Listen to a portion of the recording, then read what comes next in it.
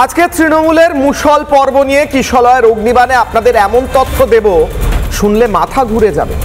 আচ্ছা, তৃণমূল নেতা, তৃণমূলের কাউন্সিলর যদি বলেন যে আইপ্যাকের কর্মীদের, অভিষেক বন্দ্যোপাধ্যায়ের, ঠিক আইপ্যাকের কর্মীদের গাছে বেঁধে পেটাও, যদি বলে তৃণমূলের কাউন্সিলর, আশ্চর্য লাগছে?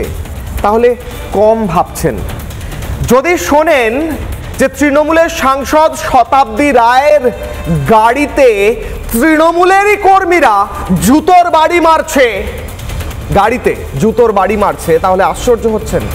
যদি শোনেন বনগাঁয় তৃণমূল কাউন্সিলরের বাড়িতে ইট মেরে মেরে কাঁচ ভেঙে দিচ্ছে তৃণমূলেরই কর্মীরা, আশ্চর্য হচ্ছেন।